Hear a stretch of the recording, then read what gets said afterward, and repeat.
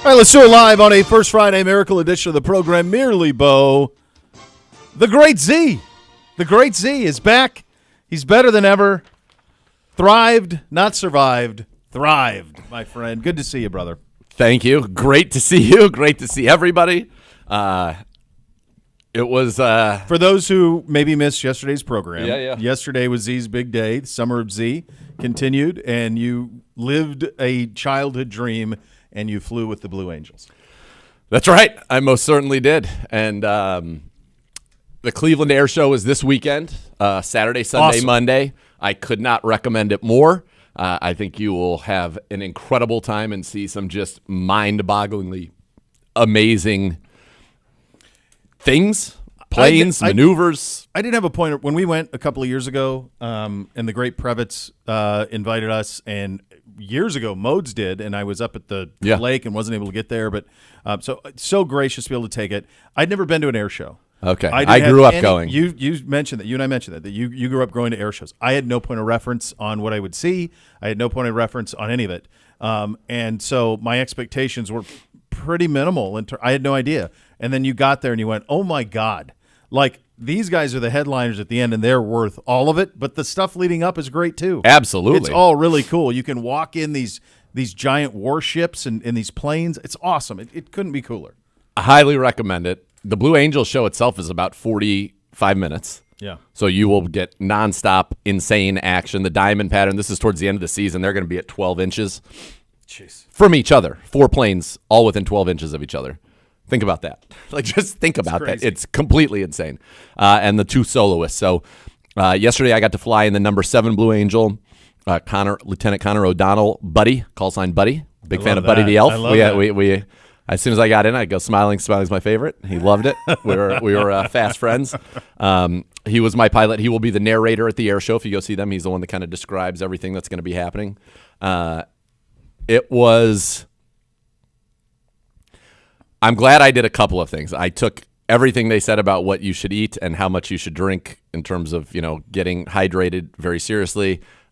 You know how much I have a great affection for wine. I did not have a glass of wine the night before. I was just full on in hydration mode.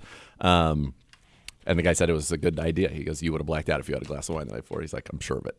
He said, "Wine and G's don't mix." They don't mix. Yeah. So wine and steaks do. And I treated myself to one of those after I survived this ride. Post. But it was wild. So we went in there, and they do my ride, and then there was also an influencer ride. And the influencer ride was a very nice woman named Sarah, who is a teacher at Rocky River High School. She's a history teacher, I think she said.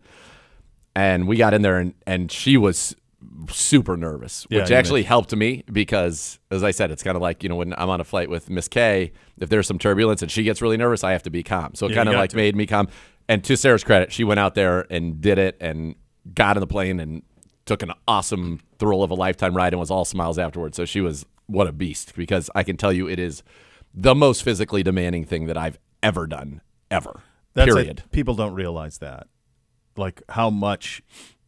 I could barely get out of bed this morning because my legs and butt were so sore. Yeah. So you basically, when you're feeling the G's, you have to clench every muscle from your core down as hard as you can. Like as you're squeezing a medicine ball, you're trying to push through the floor, you're trying to contract your abs, and then you have to kind of do these crazy breaths, which you will certainly hear me do at the moment where I was on the verge of going. Yeah. We did 5 G maneuvers, 5+ G maneuvers, and 1 7.3, which is pretty cool. And then at the end of that, he's like, the frame of the plane can only handle 7.5 Gs. Yeah. That's good to know. After. He's like, so we push it. He's like, don't worry, the computer will never let it get past, 7.5. So you're safe. Oh, he's very good to know after. Yeah, after the fact. Yeah. Maybe not in the moment. So hey, we're going to pull a 7.3. The plane can only handle 7.5, but we'll be fine. Modes' son is a elite fighter pilot in the Air Force, and we were talking about it, and afterwards he gave me, this was probably to me the most gratifying one, because he had texted me before. He and and he was like, "Dude, you better bring it. Like, no weak sauce. Like, no passing out. No, come on." And then when I said we're 40. Like I'm 46. I'm getting the prime of our lives. Yes, who's been doing this for forever. We're headed to the sunset here, boys. Come on. So he goes, how'd the G's feel? Any light loss? I sent him the video. I said, I tried to bring it. I said, it went gray, and I did at one point. So what happens when the gravity forces all the blood out of your head and into your feet? That's what the G forces do. And at one point in the end of the 7-3, we went from, I think, 500 feet to 10,000 feet in 6 seconds. Okay? Do the math, kids. So the weight of that, of the thrust, and it was over seven times gravity. It feels like an elephant is sitting on your chest is the way that I would describe it. So what happens is the blood starts to go. I could be looking at you right now, and you would be in black and white, like a black and white movie. It is the weirdest thing. So it's called like graying out. So everything just becomes black and white, and then there's like blackness in a circle that just starts coming in. Yep. And so you can only see now black and white. And I got to about like here, and then I kind of readjusted and started making crazy sounds, which you guys will hear. And I'm not embarrassed about it because I did it. And then I didn't black out. Awesome. It was just so cool. But so Zach said, I'm a certified bad beep. He said, how many people can say they pulled 7-3? Not many. I said, I don't know how many. I don't know. Happy to be in the club. Good. Happy That's to be awesome. there. But yeah, it was so cool. I think that the power and the precision, you'll see when we do these 3 rolls, how quickly you go. I flew inverted. Yep. We did it all, baby. I mean, it was unreal. And Lieutenant Connor O'Donnell is just everything you would want, completely right out of central casting for what a stud naval aviator should be. I think when you and I were talking yesterday off the show, and then I think we even maybe have talked. We talked before, and then we talked during. Like you said this yesterday on the show. You said like when they're casting Top Gun and like Maverick, they get it right. Like those guys are dudes. Like you're gonna do that. You've got to be a dude. Like that is a crazy ask. And I asked him. He never passed out in the centrifuge. Jeez. He was big time. I mean, tall, good-looking dude, lean, just money. Ready to go. He didn't make us, while I'm back there sounding like I don't even know what. Yeah. He didn't make a peep. Nothing. Pulling 7. Nothing. And the way they set it up is, so he kind of would be like, okay, this is what we're going to do. This is what's coming up. He goes, it's called the sneak and vertical climb. He's like, this is what we're going to do, or sneak and vertical roll. He's like, okay, so you ready? And I'd be like, yes, sir. And then he'd be like, ready, hit it. And so once he started saying ready, that's when you start clenching and start breathing. And then when he says hit it, it is just like, pew, gone. We're banking right. Ready, hit it. Pew, like nuts. Yeah. For the people who will never get the opportunity, it's so interesting how little I remember of it. It was 25 years ago, thereabout. It truly is like, if you're imagine riding the most grueling roller coaster you've ever ridden for 40 minutes and then times it by 1 million, and then that's it. Like legitimately because 1 million. Sometimes like you get off of Steel Vengeance or something, you're like, God, I am sore. That was grueling. Like people hold on tight, that type of stuff. That times 1 million. And it never really stops that part of it. So it's great. That was awesome. It was cool. We'll play it for you. We'll play the clip of it. Do you want to play it now? Let's do it at the end because let's get to the 53 and then we'll at the end of the segment. End of this segment we'll play it. You got it. Perfect. Because let's get to where we are because the 53 came out yesterday. Initial 53. Initial 53. We did I hope a pretty good job explaining people how. What this would look like yesterday. I mean, we pretty much nailed it with one surprise. The quarterback with 4 of them. Because initially we didn't. It's the 4 quarterbacks, which means, and that became the 2 running backs. So basically, that 4th quarterback was kept, and Deontay Foreman was not kept. And Deontay Foreman's going to be a Cleveland Brown. Yeah. So that was we use that as like the defensive tackle, right? Basically. So what we did was, I think Deontay's a little bit banged up. So these are not scores. This is just my interpretation of the situation. Deontay's a little banged up, so I don't know that he would have been practicing anyway. So you don't need it right now, and it gives you time to hang on to the 4 quarterbacks and continue to try to shop it and work something. I'll also say I don't believe that Jameis Winston's going anywhere. And DTR. So I think obviously if they are able to, they would like to be able to move Snoop Huntley. And then if not, I would imagine at some point you're going to get Deontay Foreman will be back, and they'll have to make a decision with that position because we're not going into the season with 4 quarterbacks on the 53. No, I would be no, absolutely floored. No. So that was the only difference, was just the 2 running backs. Everything else, numbers wise, we had all the right guys. There was nothing surprising anywhere. It was just that one swap, which was 2 running backs instead of 3. Right. And we didn't know about Foreman. We had everything else literally Everything else, 100% because we knew Hall was going on the exempt list, so we had the 9-6, 6-5 on defense, which, by the way, if you do that math, 9-6, 6-5, 26 on D, 24 on offense, which is where we landed. The 10 offensive linemen, the 2 tight ends we had, the 6 receivers we had, and the 10 offensive linemen, it was either Michael Dunn or Javion Cohen. That's what we said, and it ended up being Javion Cohen as Michael Dunn's still banged up. The only thing we didn't have right was we would have had Foreman on and Huntley off, and right now it's the opposite, but I don't know for how long. And waiver claims are in.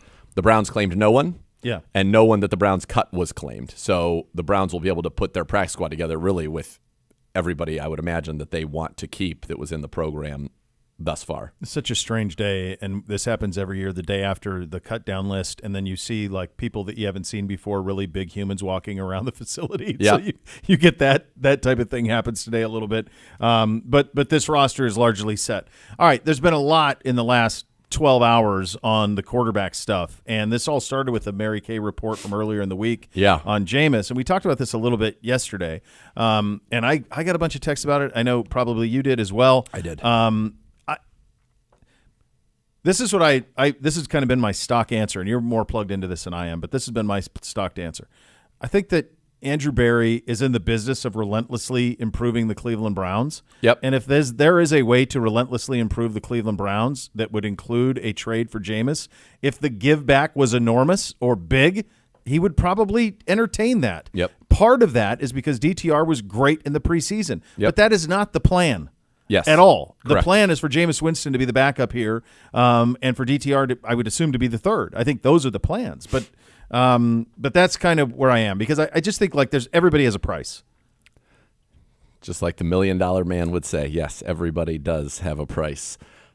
I think that you're open to hearing anything on anybody, but is it the Browns' desire to move on from Jameis Winston? No, it is not their desire whatsoever. By the way, you look great in that polo.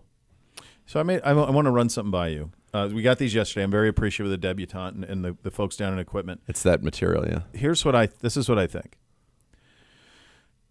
I think there was a time when dry fit was a revolutionary product. Yeah. That provided wicking, provided cover while also breathability, and it was a unique thing. And Nike was the developer of it, and then everybody got in and started doing the dry fit stuff, trying to find it. But I also think what it did is it allowed for manufacturers to just make things out of plastic. Because what you see now, like if you go get like a golf polo, like just a standard one, it's largely recycled plastic bottles is what you're getting. So it's not necessarily dry fit. Not to say this is that. This one's all right. I don't mind it at all. It's not bad. But that's kind of the thing. That's my theory on what happened with dry fit. Yeah, I'm with you. I'm with you. Yeah. By the way, just kind of some quick updates. Mike Ford, Yep. who was with the Cleveland Browns last year, is being reported that he will be joining the Browns practice squad. Adam Schefter has said that. Rex Sunahara is another one who's been reported. Mike Woods has been reported. We had an excellent camp, the wide receiver. Those are some of the early names on the practice squad. But my guess is it's going to end up being 16 names that 16 names that were here with the football team, or somebody who was probably with the team last year, and maybe there'll be one or two that you have not heard those names with the Cleveland Browns yet, and that will get filled out, as we get going here. But I think, by the end of today or end of tomorrow, I think it's official. You want to get them practicing, so I think as many as you can get in here, you certainly will. Yeah, the date's really big, and will be next week. That'll be that team that's there team. Monday.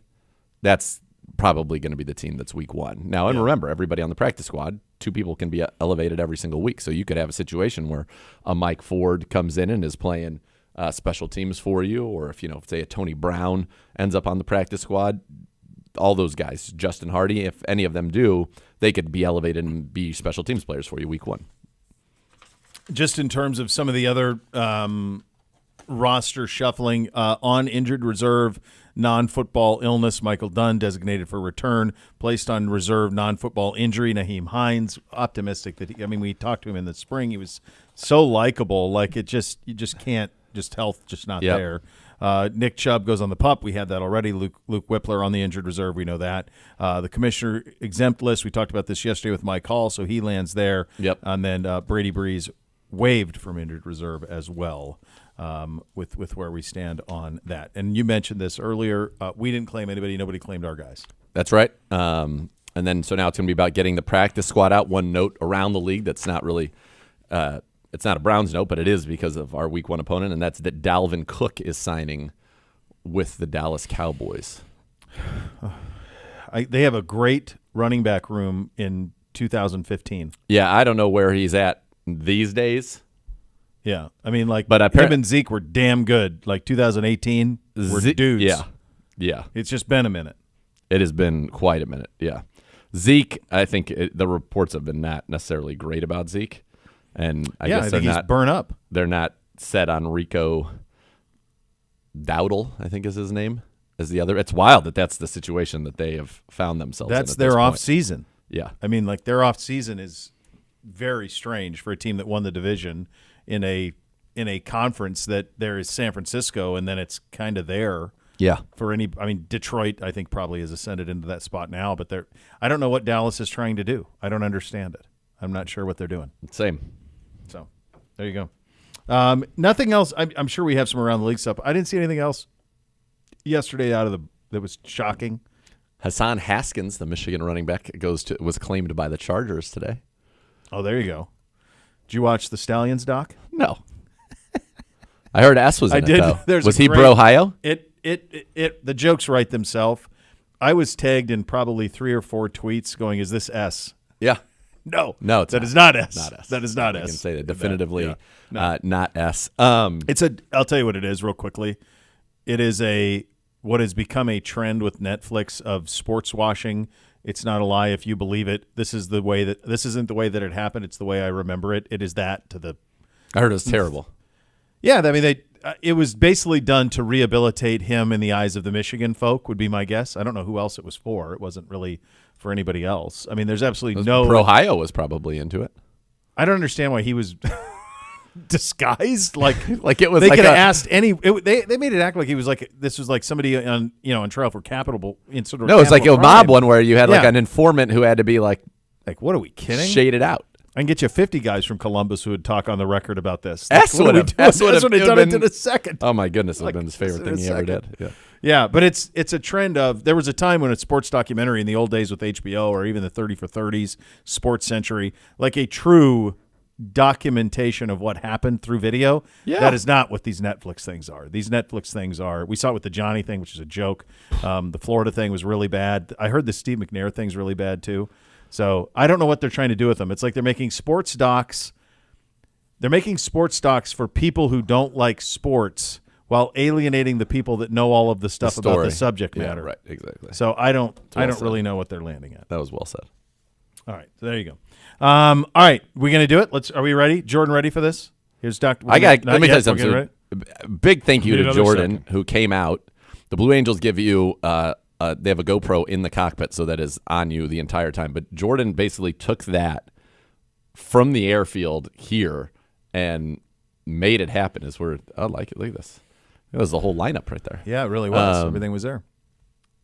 And put this together in a very, very short period of time. And it is incredible. And Jordan, I don't know if I told you this, but I believe I did. I sent it to the public affairs officer of the Blue Angels, and he was blown away by it. Oh. He was like, whoever did this is very talented. So Perhaps How about a ride? How How about a little about something for the yeah, effort? that's a good A little job. ride along. yeah. you ready for that? Would you do it?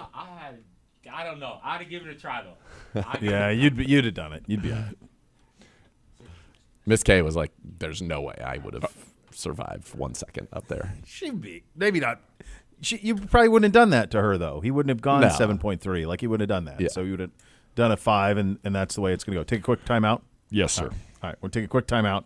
We'll get that sorted. Keep our eye on everything that's going on around the league. Kevin Stefanski spoke yesterday after practice. We'll have that for you, too. It's all coming up next. We're off and running on a First Friday. Listen to Cleveland Browns Daily, brought to you by Bally Bet, sports betting partner, your Cleveland Browns, now live in Ohio on 850 ESPN Cleveland.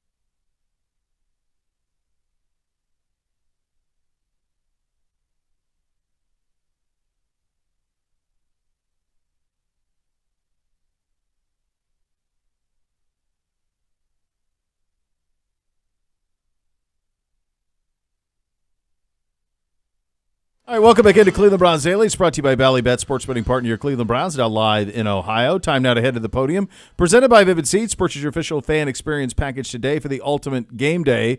Here's Coach Stefanski after yesterday's practice, right before the cut-down deadline. Let's have a listen. You guys kept all four quarterbacks. Is that the plan going forward to keep all four? Just wait until that decision. Yeah, we have four good quarterbacks. Simply. We have 4 on September 8th. We'll see. I can speak for today. What's today? What is it? Nobody knows what today is. 27. 27. Yeah. You had a couple of rookies, Miles and Jamari specifically, who really came on through this course of the game. Just the way they they kind of captured, kind of caught your attention over it. What, how did you see them kind of grow? Well, like we've talked about, it's an incredible accomplishment to make any NFL roster for all of our guys. This is a competitive roster. There's a lot of competitive rosters out there, so it's to be able to make it is a big deal, and excited for those guys. That's also only half the battle for these young players. They need to carve out a role. They need to continue to work. Need to get better. But I don't want to dismiss it. It's a great accomplishment for those guys. Kevin, could you explain how Wills is cleared to practice but isn't practicing? Is it he's not ready, or are there other factors involved? He's cleared to practice. He's doing walkthroughs. He's not going to practice just yet, but he's progressing through his rehab.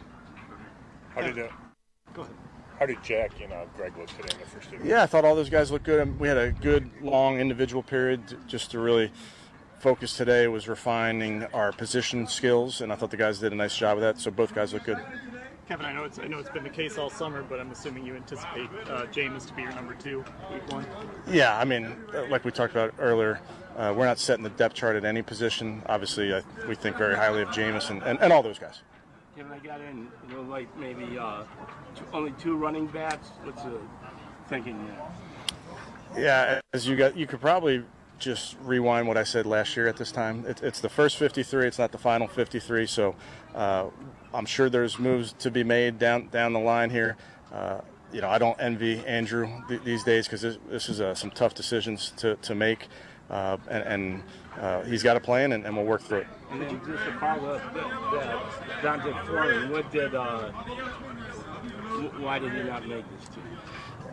Again, first 53, not the final 53. Dante is a guy we think highly of. It's just sometimes it does come down to a numbers game. Could you say whether Conklin would get left tackle? Could I say? Yeah. Would you? No, I think at this point we're just going to work guys back in, and I'll update you when appropriate. With Jack specifically, he's dealt with some injuries the last few years in his career. I'm sure you saw him all offseason trying to train to get back. So I guess just what does it take for him at this stage of his career to make it back at this stage? Yeah, it's a good question, Scott, and I think about guys like Jack and guys like Nick, and I get to see them work every day, and I mean it's every day for those guys, and they're seemingly we're no days off, and they're in the training room, they're in the weight room, and it can be a grind physically, it can be a grind mentally. So for anybody that then gets back out on the field, it's a very big deal. So good to see Jack out there, good to see him working, and really good to see all the work that he's put in get him to this point. And again, he's going to continue to work, but excited for him.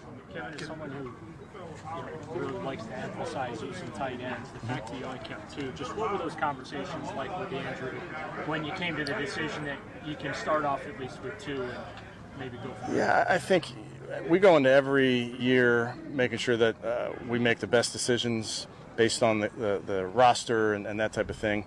I feel really confident in Andrew and our personnel department and putting this team together. Like I mentioned, it's always in flux.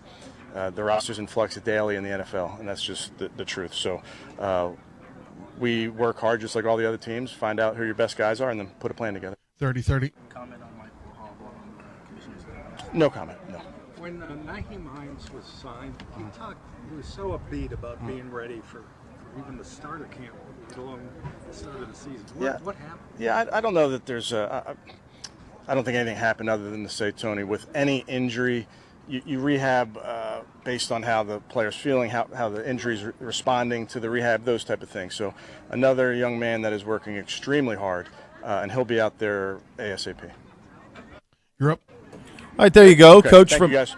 Coach from the podium from yesterday. So we will have a practice today. Yes. Tomorrow. Yes. Break. Yeah. Friday. Practice today at 3:30. Okay. Tomorrow at 11:45, and then school's out for the weekend. Enjoy your final weekend. And they'll come in back Monday. Summer. Great. That's right. Practice Monday, Days off of Tuesday, Tuesday. and then a Wednesday, Thursday, Friday, normal week. But you get that extra Monday practice. You get the extra Monday practice. Mm-hmm. There you go. Look, it's go time now. Like, get to that game against the Cowboys a week from Sunday. Enjoy your last weekend. College football's this weekend. Take that in. Enjoy yourselves. A lot of great games.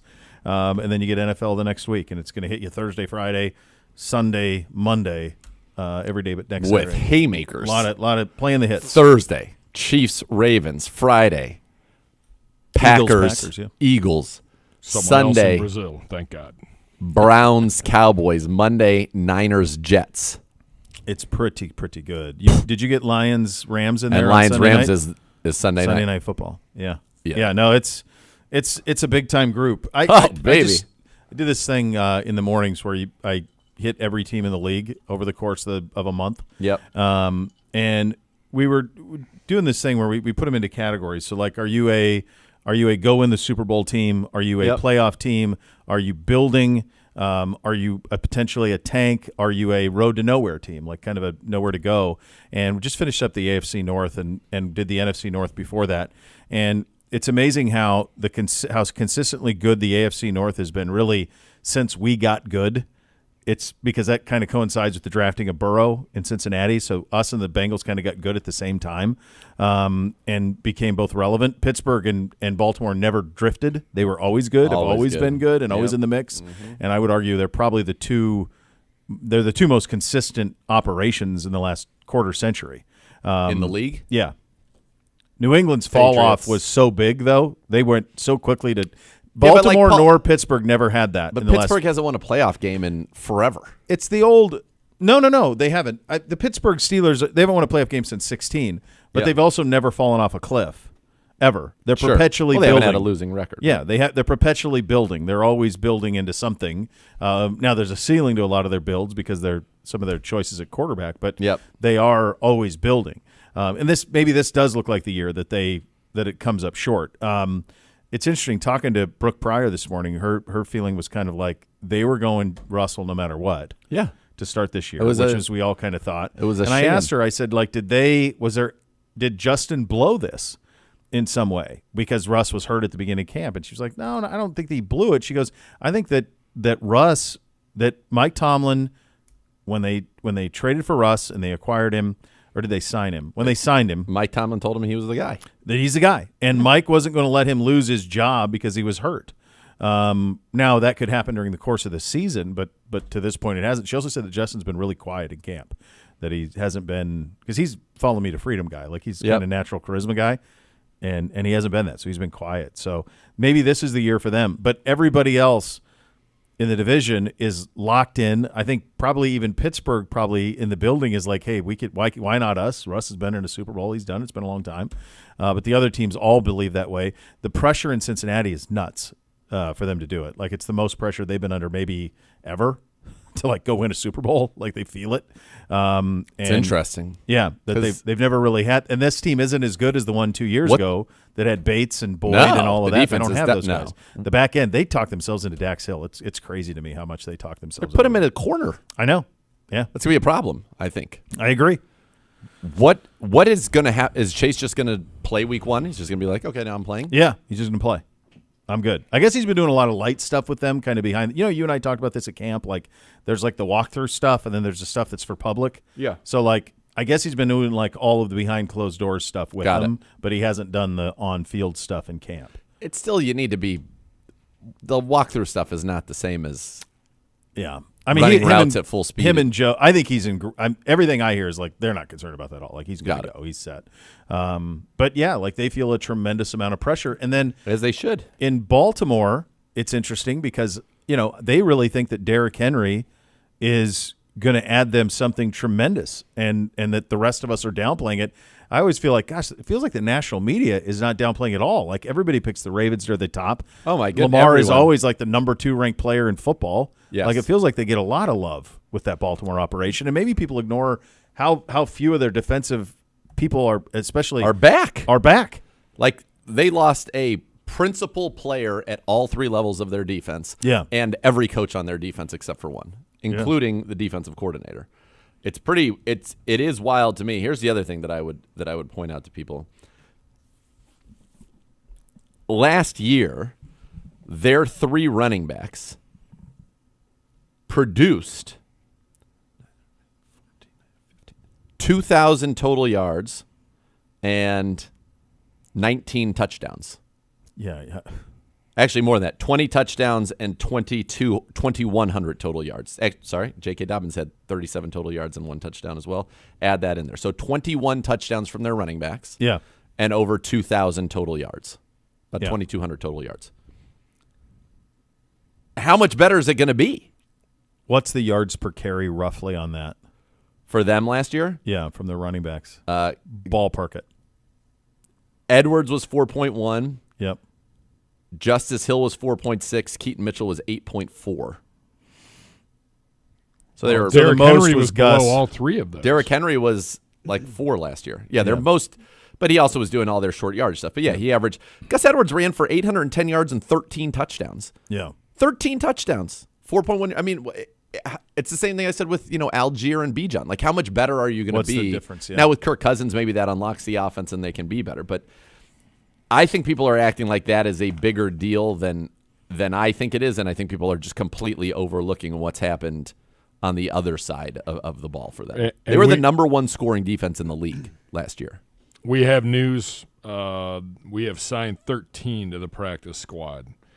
Juwan Briggs, Yep. Tony Brown, Yep. Jalen Darden, Christopher Edmonds, Justin Hardy, Jermaine Ifedi, Sam Kamara, Roy Metabike. Did I have that right? Mbedeka, International Pathway Program player. Yep. James Prochet, Winston Reed, Rex Sunahara, Lorenzo Thompson, and Michael Woods the second. Okay, so these every person on this list, and now and Adam Schefter has reported that Mike Ford has signed with the Browns practice squad. That is not on here. As now, I think with Roy and Mbedeka being on the practice squad, I believe that allows the Browns to have 17 on the practice squad. I don't think International Pathways players ever count against anything that you're doing. Like, we were able to have 91 because of him. I think I'll get that verified. But Juwan Briggs was our 7th-round pick this year. Tony Brown they wanted back. Jalen Darden. Edmonds, they really liked the young safety out of Arizona State. Hardy is back. Ifedi's back. Kamara is back. By the way, Sam Kamara is a defensive tackle. I don't know why it says tackle. Correct. He plays defensive football. Roy Mbedeka, Prochet, Winston Reed, Rex Sunahara, Lorenzo Thompson, Michael Wood. So you brought back three receivers, 2 of whom can hit. Prochet is a punt returner. Darden's a kick returner. You got Tony Brown, special teams ace. Hardy, special teams ace. I mean, for the Browns, this couldn't have worked out any better because everybody you were talking about who was going to be that 6th corner, they're all back. Every candidate was back for that. And who was, they really liked Winston Reed a lot, and they're able to get him back. By the way, Michael Woods in the program. I'm a big fan that he got back after he got shafted by the officiating Saturday night. Winston Reed, me too. Yeah. That was. Yeah. I think the word I used was garbage on the broadcast. I cleaned it up. It was garbage. It just is. So interesting here, just real quick. Yeah. So Mike Ford's name is not listed, even though we've read reports that Mike Ford's coming back, and my guess is he'd has to come here, and because he wasn't here. The one name that I'm surprised I don't see on here, and I don't know what to read into that, is Isaiah Thomas. Mm-hmm. They like Isaiah Thomas a lot. He played well for the Cleveland Browns. There's a guy right there. he would know. He would know. AB. And the fact that there is not a running back amongst this group right now. Yeah. Again, we told you at the top, Deontay Foreman will be back with the Browns more likely than not. I'm surprised, though, that there isn't another running back even with that, because that would just be the 4th. So there again, 13. So right now you've got 2, but Foreman back, so that'll be your 3. Yes. And that's it. And I think you've got 4 more spots here. If one of them's Mike Ford, that still would leave you 3 spots, or 2 if Mbedeka counts against the 16. Look, when you get into next week, these are going to be the topics of conversation. Number 1, what is the health and who is playing left tackle? Yep. Can Jack Conklin get ready that quickly? I think to play left tackle. I think next week you are going to have Jack Conklin practicing, and he got the benefit of practicing all week, and I think Jed will be back at practice next week. I think. So but who are you going to go? So that to me, I'm just saying, like, when we go into a game week next week, who's your left tackle? I don't know. That's a real one. Yeah. And in terms of and then the next one would be who are your running backs? Is Foreman ready to go and good to go? He's your 3, and so there you go on that. Yeah. Beyond that, I feel pretty good. There really isn't. anything else. And then the thing over all of this, which kind of gets back to that AFC North conversation we were having, is this is now the season of Deshaun. And everything is built. You're ready to go. It has been. It always has been, and now we can finally see it play. We didn't see him play through. We saw him obviously at a lot of practices, and he looked great.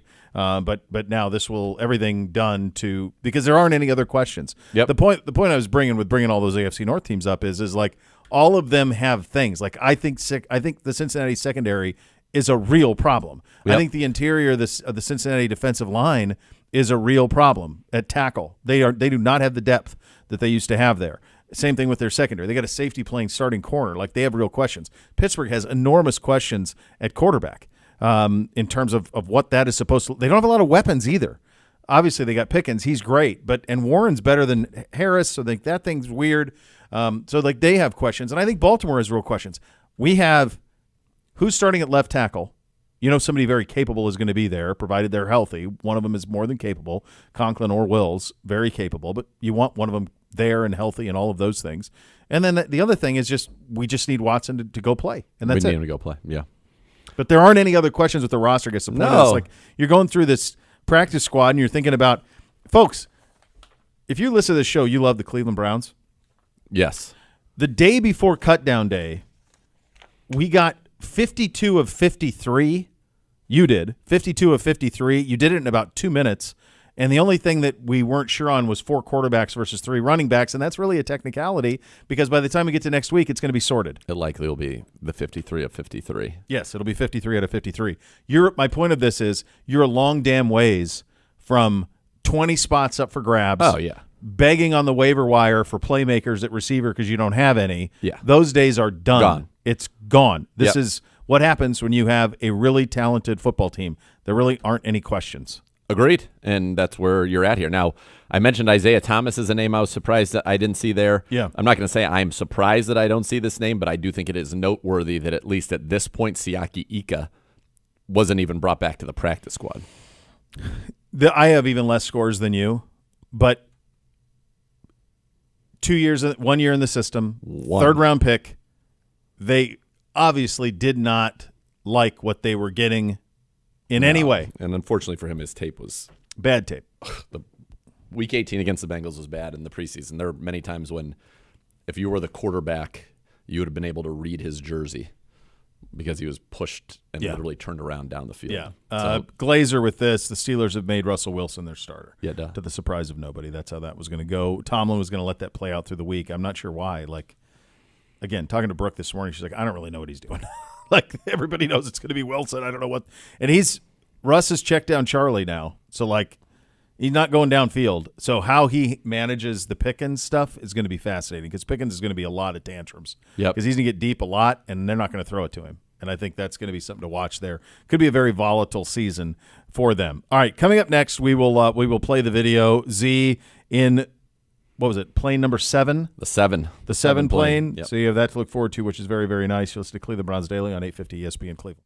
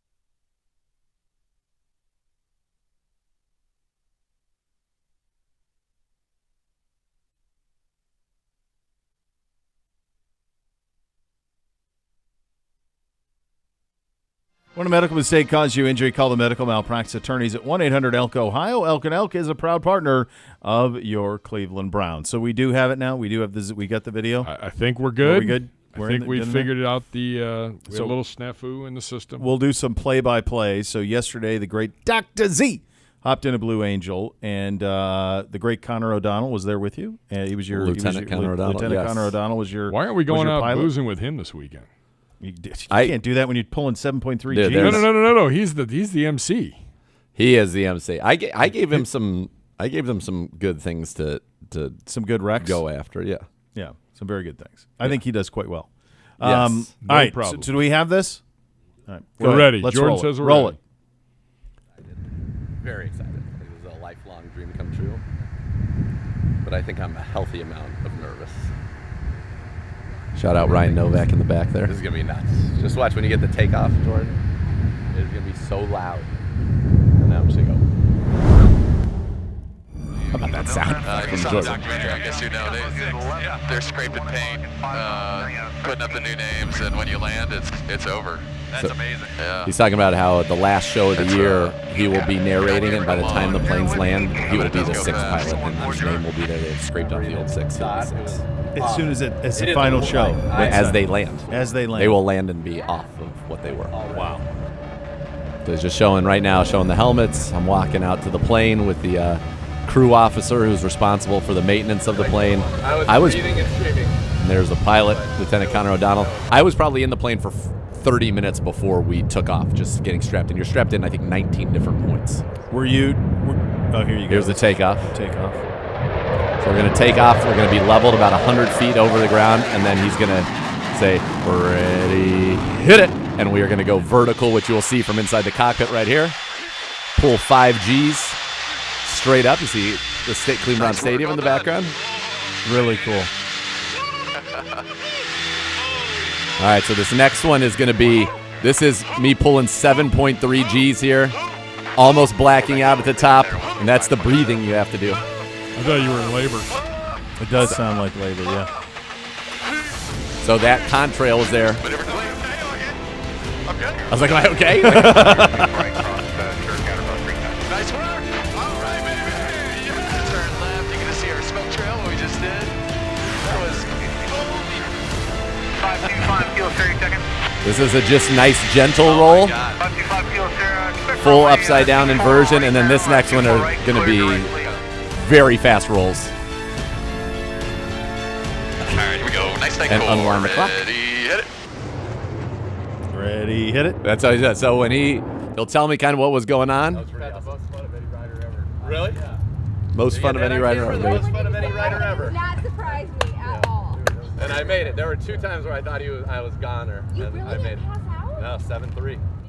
That's so cool. 7-3, That's baby. great. That's really cool. Yeah, so the last thing they did, which we didn't show on there, but he stepped it up on me. He could not have been cooler. We were talking the whole time. It was awesome. Just an awesome experience. But yeah, that's kind of how they set it up. So he'll be like, all right, so we're going to do, sneak climb, ready, hit it. And then once hit it happens, you're at the mercy of the plane and gravity, and you got to just try to fight, stay alive. But the ready gives you a chance to really brace yourself. There was one move we were going to do that was a 5G-er, and you constantly have to be like clearing your ears because you're getting different pressure all the time. You're changing altitude so fast.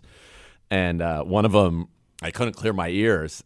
And like sometimes I don't know, has this ever happened to you before you go on TV? This happens to me sometimes before going on TV. I'm like, oh my God, I can't swallow. And I'm like, am I going to be able to talk? Oh, yeah. You get those weird things that are very normal. You're like, what is going on? Yeah. So I couldn't swallow, and I was like, I'm not ready. I got to clear my ears. And then chomped the gum a little more. The gum was key. Swallowed it, and then I'm like, now I'm ready. Ready, hit it. The point in the video where you takeoff, I remember that part vividly, of takeoff, and then it happens so fast that you're so into it because you're just looking straight ahead, and it's the first time you hit it, and then all of a sudden, like, you look out and you go, oh my God, how far did we go that fast? Yeah, like it hits you, and they had that in the video where you look out and you're like, okay, yeah, like that got real small real quick. Yeah. That's the one thing I've always understood about aviation, I would say, that I've been always very comfortable with, is that with the right amount of propulsion, you can lift anything off of the ground. Mm-hmm.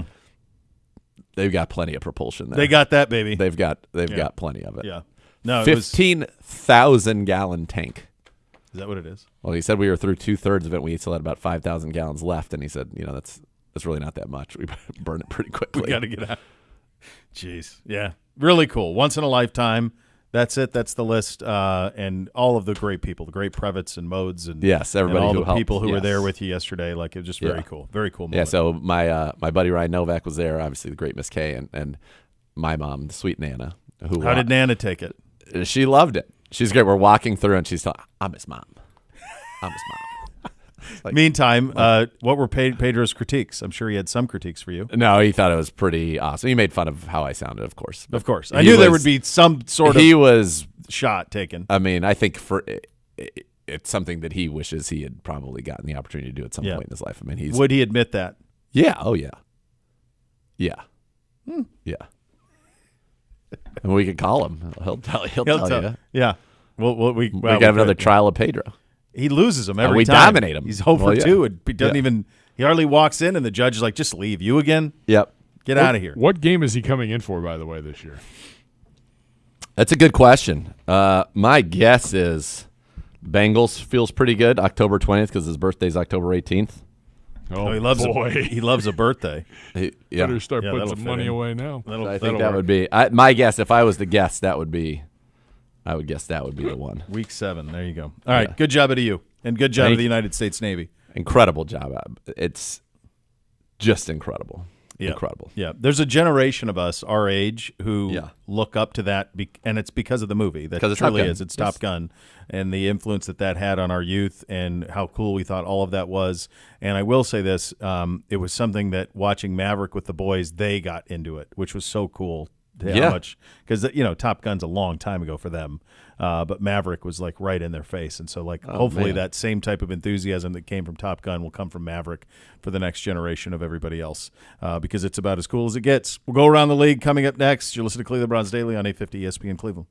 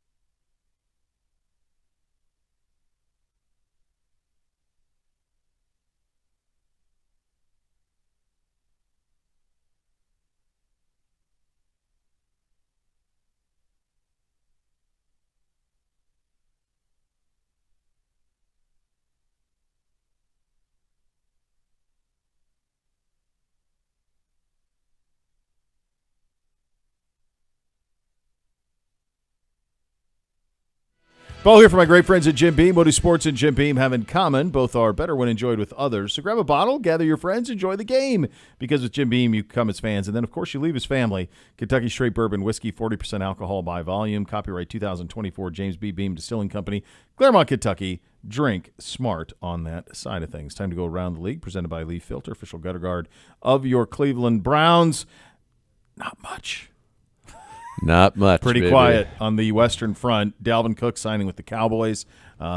He's past the born-on date on that one. It feels like so. He posted some. He looked good in some workout videos. They certainly they posted some, but yeah, it feels like he's been unfortunately, man. And it's a short career, right? Drafted in 2017, 4-time Pro Bowler from 19 to 22, and then last year, really couldn't get it going. 3.2 yards a carry, it fell off a cliff. So unless he's able to get back to where he was prior to that, which in Minnesota was 4.7 yards a carry, 4 Pro Bowls, as we talked about, 3 straight 1,000-yard seasons.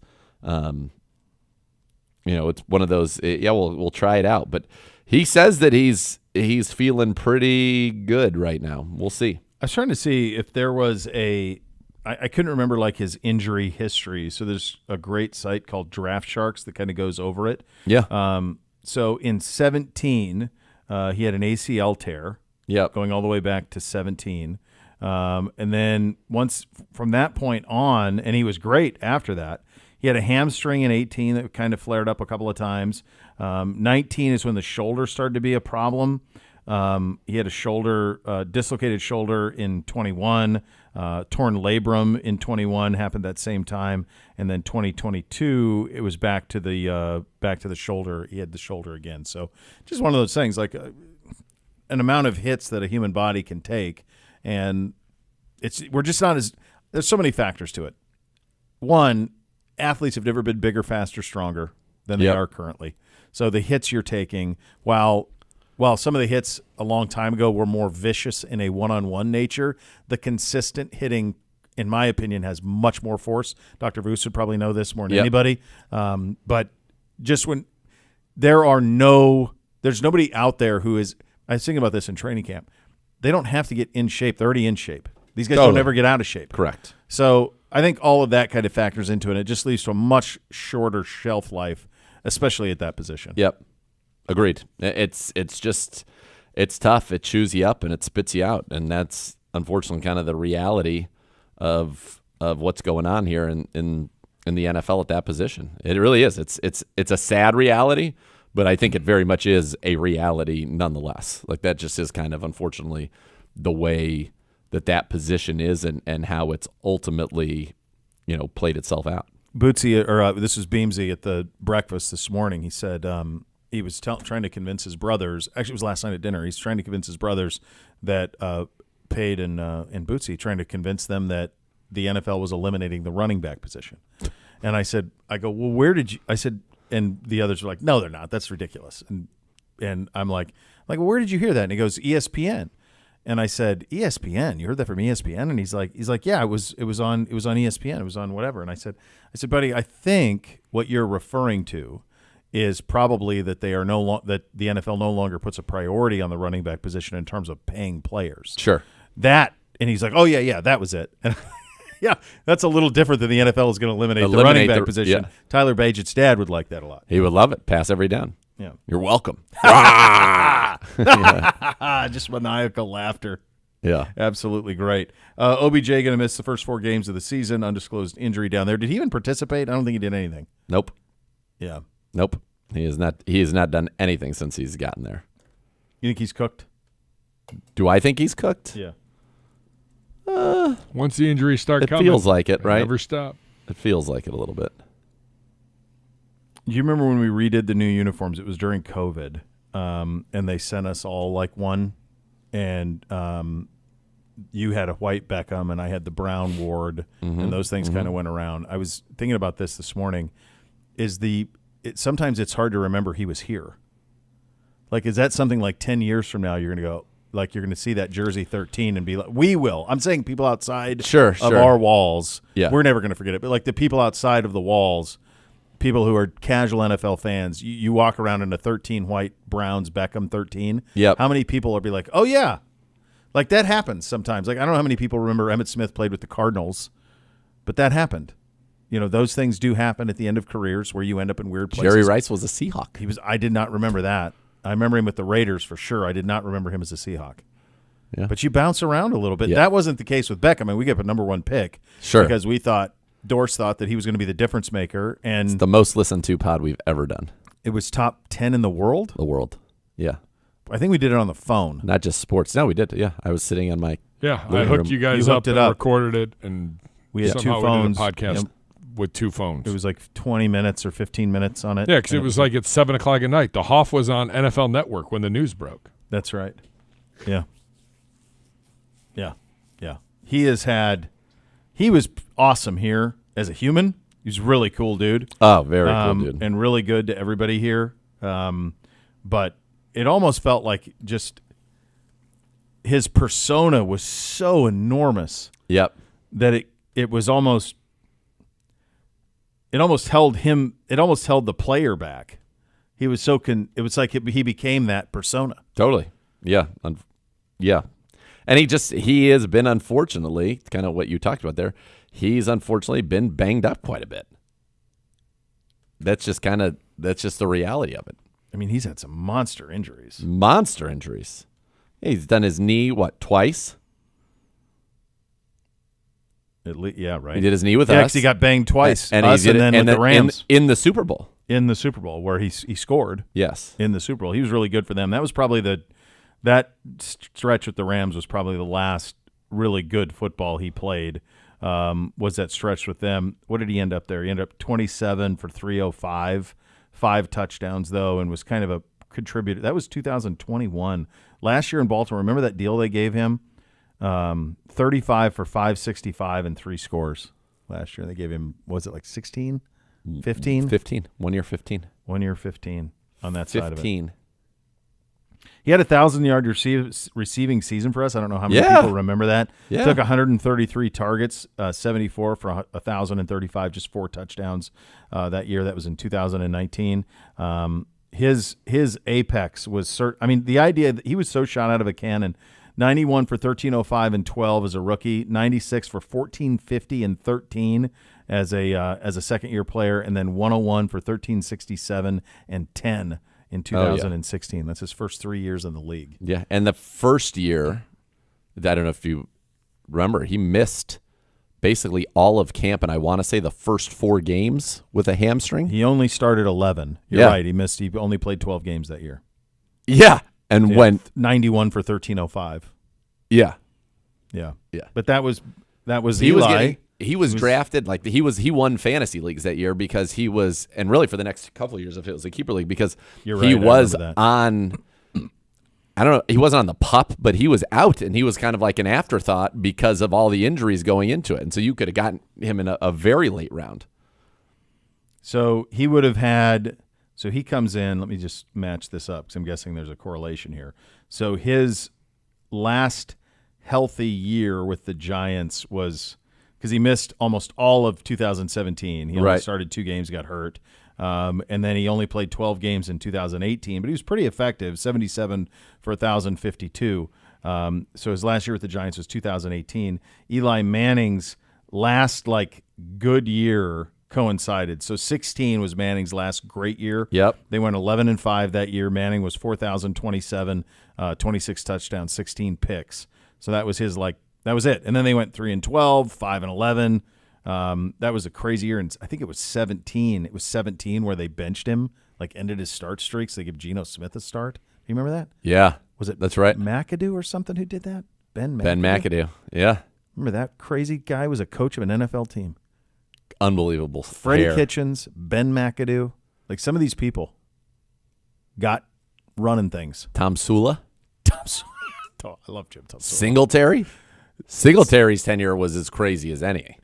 Well, he was with Vernon. Yeah, Davis. Can't win with him. Can't win with him. Won't do it. Won't do it. Won't win with him. Yeah. Can't do it. Yeah, all of a sudden, Harbaugh was such a normalized thing once they got Harbaugh instead of Singletary. Did Singletary was high? Wasn't he interim? And then he kept it. I think he kept it though. Yeah. I think he was interim to start. I believe he did keep it though. Let's see. I feel like he was he? I can't remember if he was before or after Tom Sula. All right, here we go. I don't even know what he's doing now. He's 65, so he's probably wrapped up. All right, so I got it. 49ers assistant head coach linebackers from 05 to 08, and then he was interim head coach in 08, and then he was the head coach from 09 to 10. Yeah. So he got 2 years. Yeah. Yeah. I mean, at least he's one of the greatest linebackers in the history of the sport. So it's not like Mac. I don't know who Ben McAdoo. I don't know what that guy. Yeah. Or Jim Tom Sula. I don't know what. Tom Sula. So he took over. And Freddie was like the tight ends coach for Arizona for a decade. Yeah. Tom Sula started off as the Woodlands High School defensive line coach in Pennsylvania in 1990. He went to Charleston Southern to Catawba to the London Monarchs to the Scottish Claymores to the Berlin Thunder, to the Rain Fire. Then he was the Niners defensive line coach, interim head coach, and he was the head coach in 2015. Wow. I'm not sure what his record was. So 1 year gig, and then he replaced 5 Harbaugh. and 11. He replaced Harbaugh. I think he replaced Singletary, didn't he? No. Harbaugh replaced Singletary. Because Singletary was done in 10. Harbaugh was there in 12 when they got to the Super Bowl. Okay, right. And Kaepernick and all that. And then Tom Sula replaced Harbaugh. Yeah. Succeeding Harbaugh, who had been fired by 49ers CEO Jed York. Yeah. So then at one season, he was – that's why I was confused. During the 2010 season, Tom Sula was named the interim head coach for the regular season finale after Singletary was fired. He won his coaching debut 38-7. So he was the head coach for one game in 2010 and then was the head coach in 2015. Right. A few days later, York confirmed that the 49ers would pay Jim Tom Sula. He was fired after his first season. Yep. They would pay him $14 million for his lone season as the head coach to get out of the contract. All right. It's a great deal for Jim Tom Sula. That's a great deal for Jim Tom Sula. All right. Let's don't pull anything up. Okay. We're going to do a little version of guess the stats, except it's going to be guess where the former NFL coach is now. And maybe also guess their age, because I think that's pretty funny too. Okay. All right. Let's start with a Ben McAdoo. We mentioned him first. What is your best guess on Ben McAdoo's age? 52. Pretty close. He's our age. He's 47, a little younger. We're a little younger, but that's it. He's right in that wheelhouse. We look significantly younger. He is. Do you know what he currently is doing? You just stay in the league forever. My guess is he's like an offensive consultant for somebody. That's so good. So he's Giants head coach from 16 to 17. It was the Packers. He's OC, out 3 years, right? He was the Packers OC prior. That's how he got no, the job. he was Giants OC. He was Packers quarterback coach from 12 to 13. Then he got Giants OC from 14 to 15. I knew he came from the Packers. Giants head coach 16 to. I mean, he was everywhere. He was Saints quality control, 49ers assistant, tight ends coach Packers, quarterbacks coach Packers, coordinator Giants, head coach Giants. Then he's out 3 years. So that's probably as they're paying out his contract. He interviewed here. Did he? McAdoo did? Yeah. For a coordinator job? Yeah, I think so. When Kevin was first hired. So he goes quarterback coach Jacksonville in 20, Dallas Cowboys consultant 21, offensive coordinator Carolina 22, out of the year, and now senior assistant offense New England Patriots. All right. Jim. So he's working with AVP. He is. Jim Tom Sula. All right. Defensive line coach. 60. He is 56. Okay. Within 10% on an age. Pretty good. Pretty close, yeah. I could be at the at Cedar Point. D-line coach Redskins 17 to 19. Cowboys D-line coach 20. From 2022 on, he is a rival of the Hoff. He is your head coach of the Rain Fire. Yeah. Jim Tom Sula is over in Germany. Yeah. And then doesn't he go to the Scottish Claymores? No, that's what he's doing right now. He's that job now. He's coaching Rain Fire right now. What? That's right. Oh, no, he was with the London Monarchs, Scottish Claymores, Berlin Thunder, Rain Fire. He was with the Rain Fire like in the old... By the way, you've lived in Ohio a long time when instead of pronouncing it Berlin, you pronounce it Berlin. But Berlin Thunder, and now Who he's said back that? with it. You or me? I just did. It slipped. I like to say Berlin. Berlin? Yeah. That's good. We are going to Berlin from Eurotrip. Eurotrip. That's a formidable... If you just say Berlin, like you get the shakes a little bit. Like it's a lot going on. You're going to march on Berlin? Rain Fire coach right now. Do you know where Frederico is?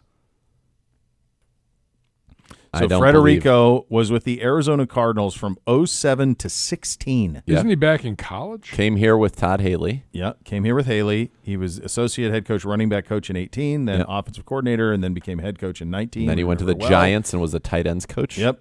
And then for 1 year, and then senior offensive assistant, interim offensive coordinator in 21. In 22, he goes back to college to South Carolina as a senior analyst. And today you will find him at North Carolina as your tight ends coach and run game coordinator at North Carolina, working under Mac Brown. Wow. Yep. I always thought what was really interesting about him is because he played quarterback at Alabama, he never coached at Alabama. Right. Yeah. Like at no point when he's doing all this senior assistant stuff, like in the NFL he comes in, or in college he comes in at Glenville State, then LSU, then North Texas, then Mississippi State. He's there for a while, then gets in with the Cowboys, and he just hung out in Arizona for a decade.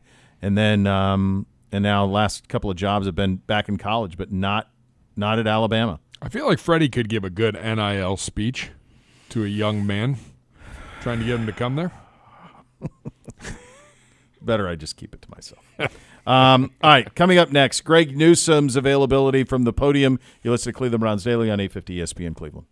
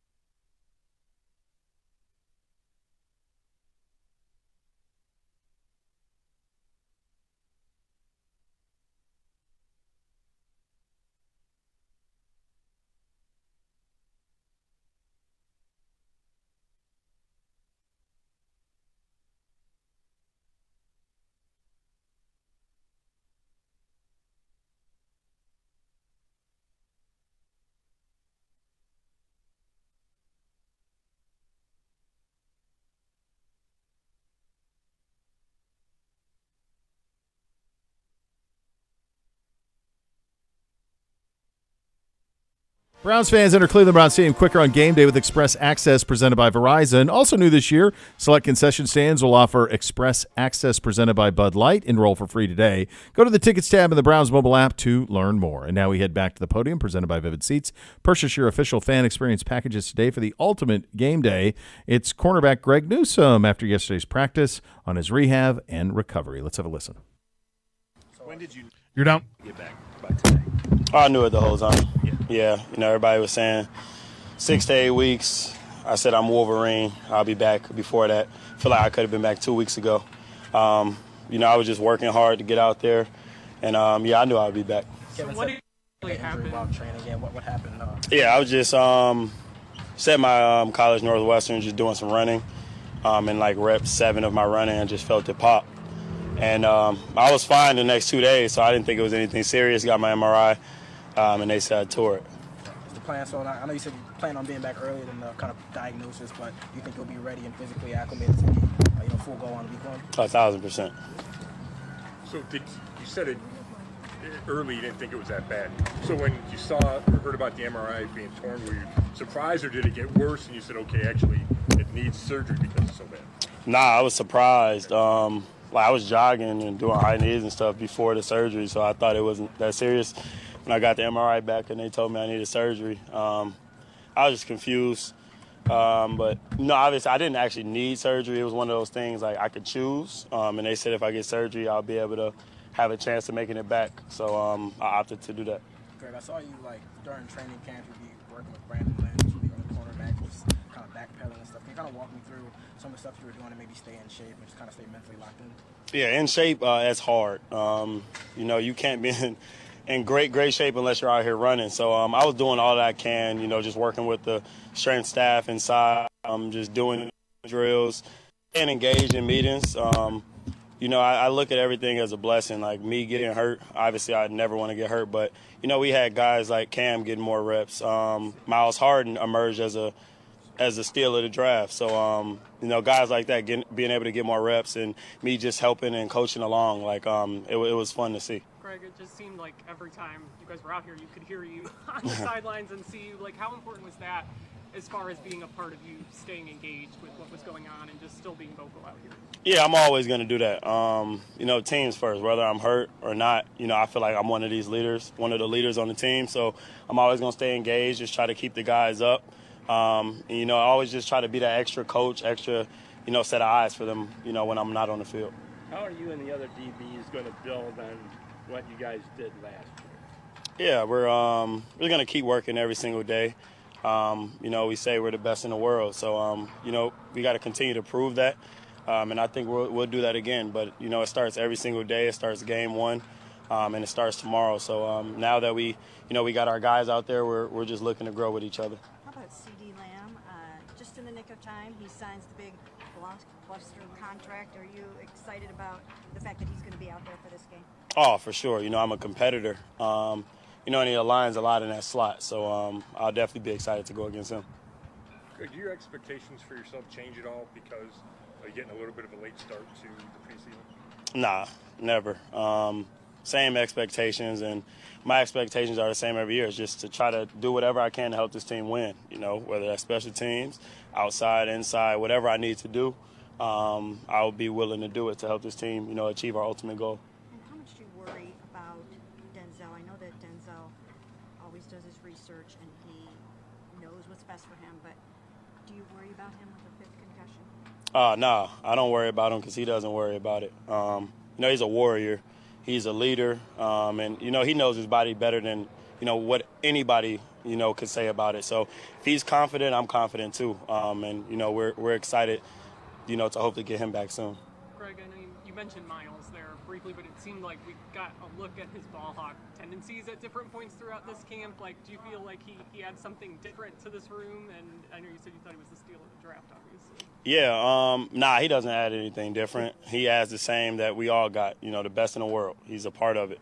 So, I definitely 100% think he's a steal of the draft. You guys seen him, in a game playing outside a little bit more. You've seen him at the joint practices picking the ball off and doing a lot of great things out there. So, we're just super proud of him and super excited to add him to the room. Greg, what is it about that room? It seems like everybody that steps foot in there out here and performs on game day? I mean, what is it about your quarterback?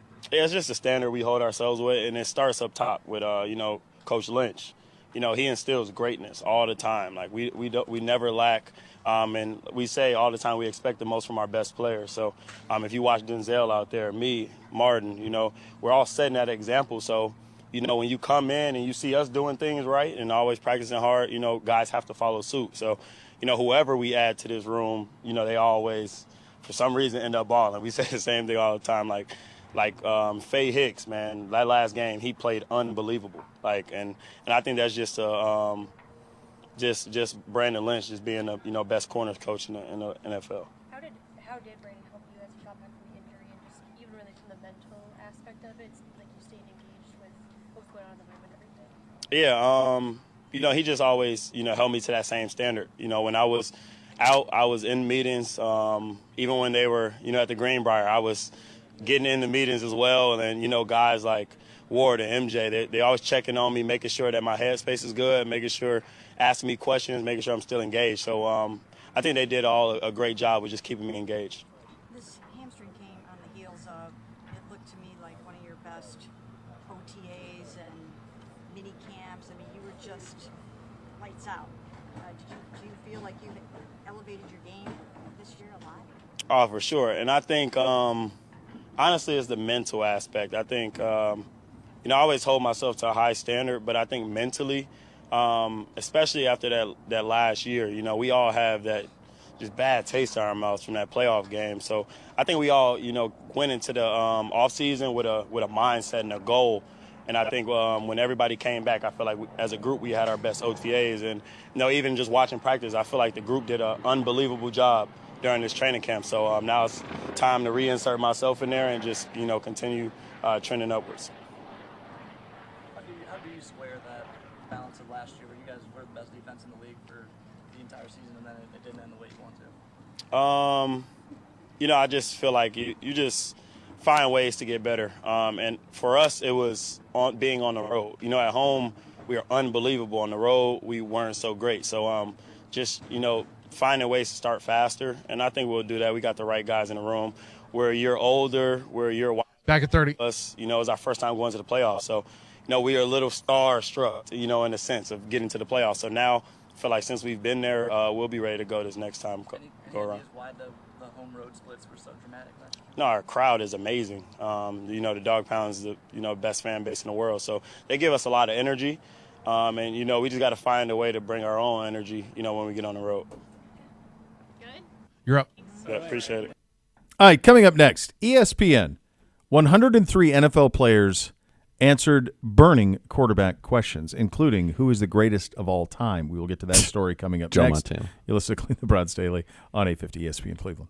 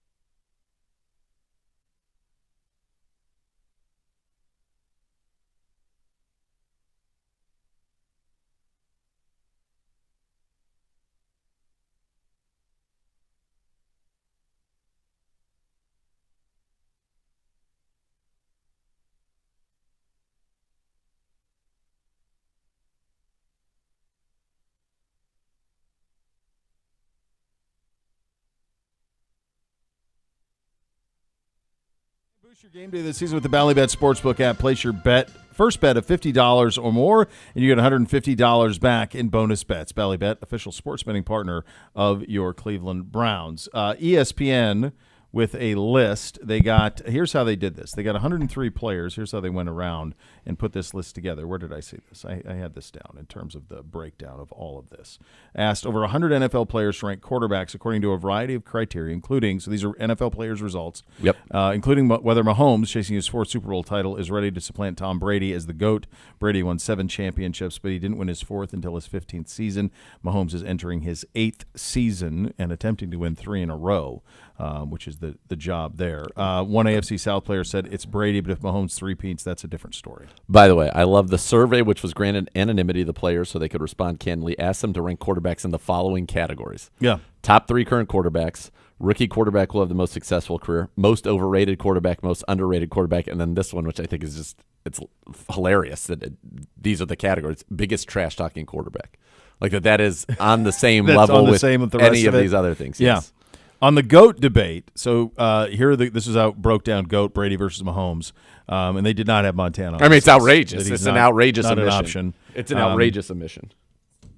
As a Browns, a guy who hosts a Brown show, obligatory autogram might be mentioned as well. Quite a bit of success there in that time. Good job. But Brady got 85 of the votes. Mahomes got 7.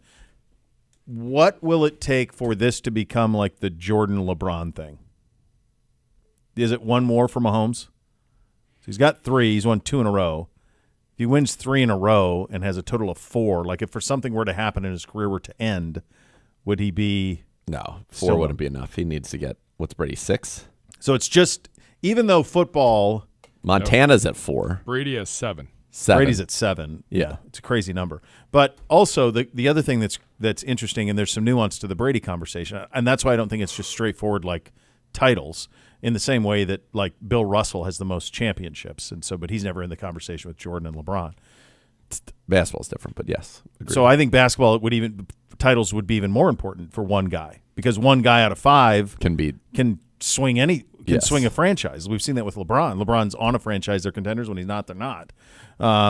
Quarterback, you got to have some help. You can be tremendous, and if you don't have team around you, it ain't going to work. It's the most important position in sport. But here's the thing with Mahomes.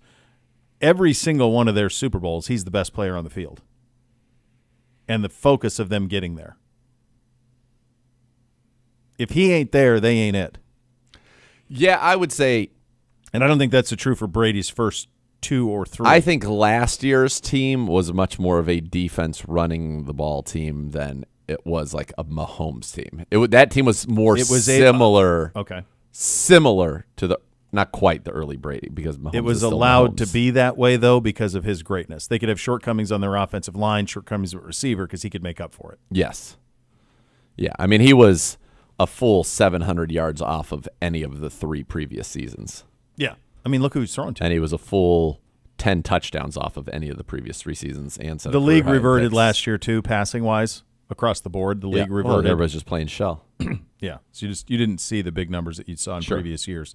Mahomes is the best I've ever seen do it in terms of everything that he can do. That stat I shared last month about when they're down 7 and he's 8 for 8 in those scenarios in his career, and the next best was Breeze, and it was like 57%. Well, Brady was 53%. In their 3 Super Bowl runs, he's thrown 23 touchdowns and 3 picks.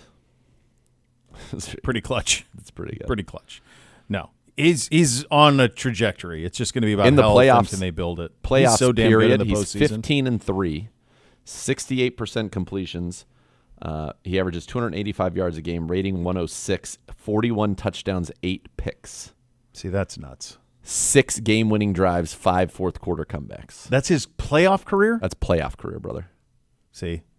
No, he's definitely. That's nuts. That's nuts. It's going to be. We're going to get to a point, and we're already at a point now where 3 of the 4 on Mount Rushmore are, I think, without debate: Brady, Mahomes, and Montana. Did Mahomes push Manning out?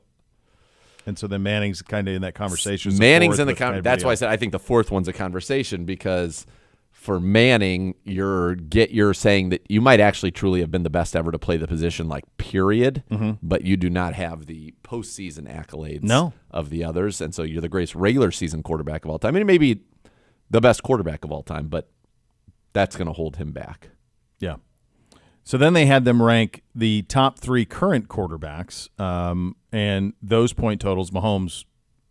I'm actually shocked that there were 175 people who didn't vote Mahomes number 1. Agreed. Or 175 votes. Okay, yeah. Mahomes received 87 first-place votes. Of the 103, he received 87 first-place votes, 12 second-place votes.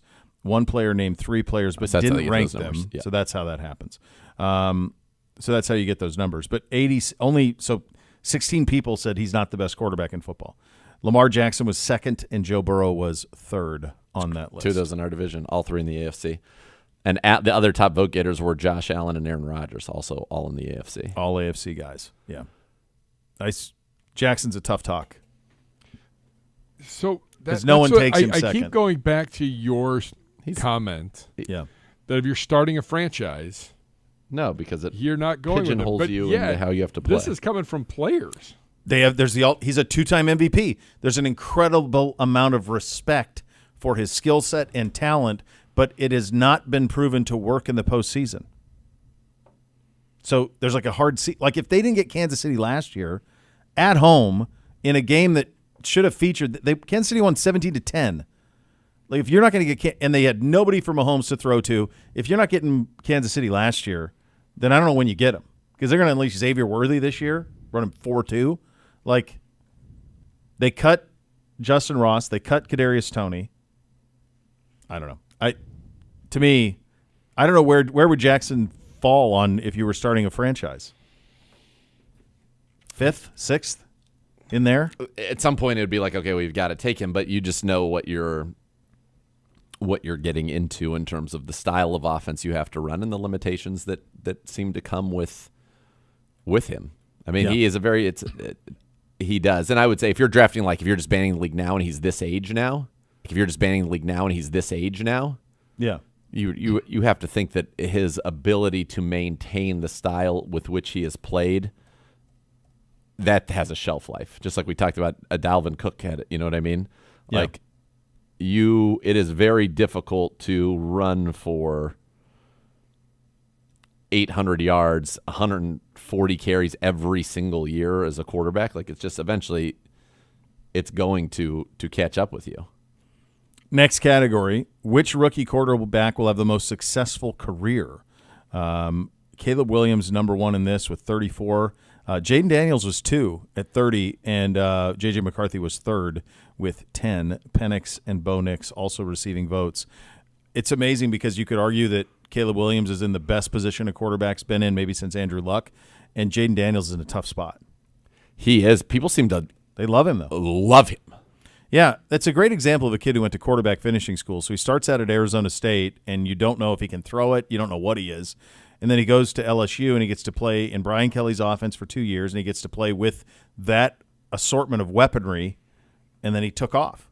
Yeah. And now is beloved. I would not bet against Caleb Williams. You can make the argument, too, but by the time it's all said and done, I mean, Williams, I think we can all agree, probably has the highest ceiling, but he's going to a team that hasn't had a quarterback since ever. That the 2 guys receiving votes could end up being the top 2 in this class. Penix, it's just how long is he going to have to wait? Yeah. I like him. I mean, I think he's a really good player. Nick's spot is tough in Denver just with that. I just don't know like what Sean Payton's doing far. There. I think Caleb Williams, I've said this since all camp, he's in the best spot a rookie quarterback's been in since Andrew Luck. Yep. And then I don't even beyond that, I don't even know who else as a rookie quarterback, number 1 overall, to land on a roster that like good. That? The only possible comparison is Luck. That's it. Because they had the injury to Manning. Otherwise, you had Reggie and T.Y. Hilton, who was still quite good at that point. Yeah, but there was this is ridiculous. And then they end up with Odunze too. Yeah, I got them both. I like Odunze. Most overrated quarterback in the league, number 1 vote getter is Josh Allen. That's interesting. Tua and Jalen Hurts are tied behind him. Jalen Hurts I get. Tua I don't really get. I feel like Tua's, if anything, doesn't it kind of feel I think sometimes like sometimes he's underrated? I think Like, sometimes we he gets no confuse credit. underrated with not likable. Okay. That's my hunch. Okay. So the one NFC West player said when voting for Allen, too many turnovers. Since the start of the 2008 season, Allen's 102 turnovers lead the NFL. Jared Goff is second with 96. And the Tampa Bay Buccaneers' Baker Mayfield third with 91. I don't know that anyone's asked to do more than Allen. Yeah. Agreed. I think that's a very fair point that you just made. I don't know that anybody is either. The other top vote getters, Justin Herbert, come on. Like, look who he's been playing quarterback for. He's not over. Trevor Lawrence. He's turned the ball over a bit, and I think that's I think that's a difference between being not what we thought he would be versus being really good. Yeah, like everybody thought he'd be Luck. Yes. And he, that Urban thing really derailed him. Yeah. They have Brock Purdy on here. But he's also in the next one, I think. He's the leader. He's in the the leader next in the one. next one. So I don't know. Sometimes that's jealousy, I think. Do you guys know who the receivers are in Buffalo? You might, because you just did a fantasy draft. They drafted a Florida State kid. Yeah. Keon Coleman. Who was really good at FSU, but he was a second-round pick. Yeah. Gabe Davis, is he still there? He's not there. Where's he?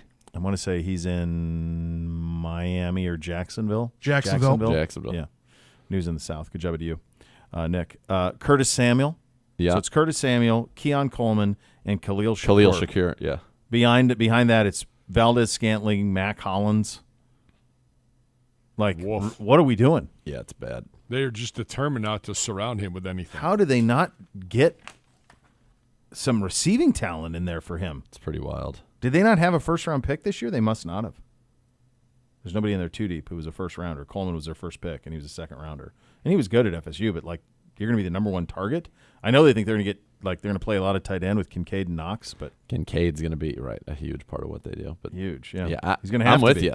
I'm with you. Most underrated, Brock Purdy, number one on this. Stafford is tied with him, actually. Purdy and Stafford both tied. I'm telling you, with Stafford and NFL players, if there's a vote, they love him. NFL players love Stafford. I'm surprised they always have. I'm surprised he didn't get any votes at all for Stafford in the terms of the in the best quarterback in the league. That surprised me. Yeah, he's beloved. That's what I mean. Yeah, players absolutely love him. By the way, you know what's interesting about this list as well is that, and correct me if I'm wrong, but I don't think I saw it, that like Dak Prescott's not mentioned anywhere. He's in the underrated. Receiving votes. So it went. But he's not Purdy top. No. Purdy, Stafford, Cousins, Goff, Jordan Love, Bryce Young got 7 votes for most underrated. That kid took a beating. Herbert, Prescott, Jackson, Hurts, and Tua in the underrated as well. Biggest trash talkers on this list, according to players. Josh Allen wins pretty wide margin. Bake is second. We knew that. For sure. And Aaron Rodgers is third. I think that's just because Rodgers didn't play last year. Mahomes getting votes is absurd because we watch the quarterback show. He doesn't talk trash to anybody. No. And he's so nice. Like, yeah. It's all. None of it. No, there's none I have seen videos of him talking, though. Yeah, but it seems like he was saying, maybe not all generally the time, speaking, but nice things. Yeah. You've got to like really get him PO'd for him to go off. Can you imagine if Bake like went 13-3? I mean, like 14-3. How much he'd run his mouth, like how he was at Oklahoma. Oh my goodness. Jeez. I'm curious to see what they end up becoming this year. I like the under. So much more to come. You're listening to Cleveland Browns Daily on 850 ESPN Cleveland.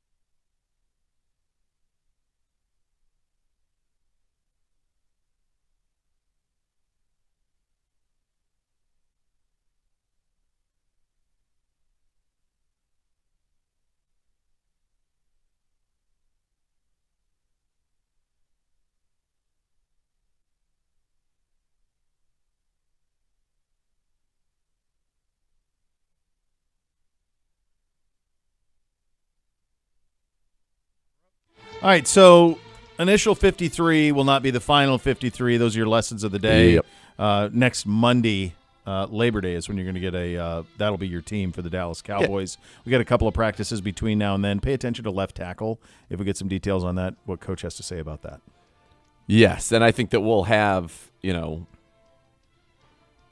various updates that could happen prior to this, but I think, as of right now, Monday that'll be the day, and we'll hear from Coach. And again, I wouldn't read too much into the 4 quarterbacks. Deontay Foreman, I believe that he will be back. By the way, the Schultz report said the Browns have never discussed trading or moving on from Jameis Winston. Cleveland is expected to make a quarterback move today, but it won't involve Winston. And it's all good. It was in segment 1 of the show. It's not. I believe we had that. I know. Reiterating, and it's not going to involve DTR either. No. Unless somebody those things were wild. Some of that stuff. Knock somebody's socks off, right? This from Bengals camp. Jamar Chase walks in after stretch in a white T-shirt. Did not participate after Zach said yesterday that he would. So trouble in paradise. That's right. Let's go. Not on the same page. Next level's coming up next. We're back tomorrow. Cleveland Browns Daily, 850 ESPN Cleveland.